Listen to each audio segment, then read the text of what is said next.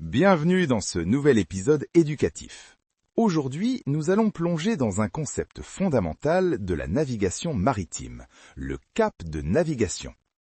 Que vous soyez passionné de mer, futur marin ou simplement curieux, cet épisode est fait pour vous.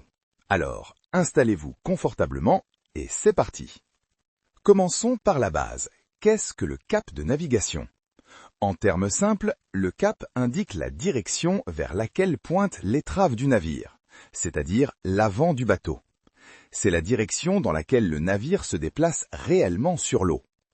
Ce cap est exprimé en degrés, sur une échelle allant de 0 degré à 360 degrés par rapport au nord géographique. Pour vous donner des repères concrets, 0 degré ou 360 degrés, c'est le nord. 90 degrés, c'est l'est. 180 degrés, c'est le sud, et 270 degrés, c'est l'ouest. Simple, non ? Maintenant, voici où ça devient vraiment intéressant. À bord d'un navire, on utilise un instrument appelé le compas de bord pour mesurer la direction. Ce compas nous donne ce qu'on appelle le cap-compas, souvent abrégé CC. Mais attention, ce chiffre brut n'est pas directement utilisable pour naviguer avec précision. Pourquoi ? Parce qu'il doit être corrigé. En effet, le cap-compas est soumis à deux types d'erreurs qu'il faut absolument prendre en compte. La première, c'est la déviation. La deuxième, c'est la déclinaison magnétique. Voyons chacune d'elles en détail. La déviation, c'est une perturbation causée par le navire lui-même. Les masses métalliques à bord, les équipements électriques, les moteurs, tout cela crée des interférences magnétiques qui font dévier l'aiguille du compas. Cette déviation est propre à chaque navire et peut même varier selon le cap suivi. Pour corriger cette erreur, on applique la formule suivante.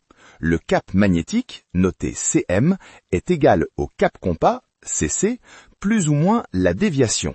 On obtient ainsi le cap magnétique. Mais ce n'est pas encore suffisant. Il reste une deuxième correction à effectuer, la déclinaison magnétique. Vous savez peut-être que le pôle nord magnétique et le pôle nord géographique ne sont pas au même endroit sur notre planète. Il existe donc un écart angulaire entre les deux, et cet écart, c'est la déclinaison magnétique. Elle varie selon l'endroit du globe où l'on se trouve, et elle change même légèrement d'une année à l'autre. Pour obtenir le cap vrai, noté CV, on applique donc une deuxième formule. Le cap vrai est égal au cap magnétique, CM, plus ou moins la déclinaison magnétique. Et voilà, on obtient enfin le cap vrai. Le cap vrai, c'est la valeur finale, celle qui est réellement utilisée par le navigateur pour tracer la route sur la carte marine. C'est lui qui reflète fidèlement la direction réelle du navire par rapport au nord géographique. Toute la chaîne de correction, déviation puis déclinaison, sert à passer du cap compas brut au cap vrai fiable. Alors pourquoi tout cela est-il si important ? Eh bien, la précision du cap est absolument essentielle en navigation maritime pour trois raisons majeures. Premièrement, pour suivre une route exacte et ne pas dériver de sa trajectoire prévue. Deuxièmement, pour atteindre sa destination avec certitude, même en pleine mer, sans repère visuel. Et troisièmement, pour éviter les dangers côtiers, les récifs, les hauts fonds, les zones interdites.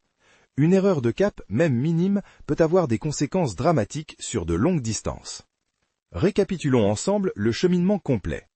On part du cap compas, CC, donné par le compas de bord, on applique la correction de déviation pour obtenir le cap magnétique, CM, puis on applique la correction de déclinaison magnétique pour obtenir le cap vrai, CV. Et c'est ce cap vrai que l'on trace sur la carte marine pour naviguer en toute sécurité. Voilà, vous savez maintenant tout sur le cap de navigation. C'est un concept qui peut sembler technique au premier abord, mais une fois qu'on comprend la logique des corrections successives, tout devient limpide. La navigation maritime, c'est une science précise, et maîtriser le cap, c'est maîtriser la mer. J'espère que cet épisode vous a été utile et que vous repartez avec une meilleure compréhension de la navigation. Si vous avez apprécié ce contenu, n'hésitez pas à laisser un pouce bleu sous la vidéo, ça m'aide vraiment à continuer à produire des épisodes de qualité pour vous, et surtout, abonnez-vous à la chaîne pour ne manquer aucun prochain épisode éducatif. À très bientôt et bonne navigation à tous.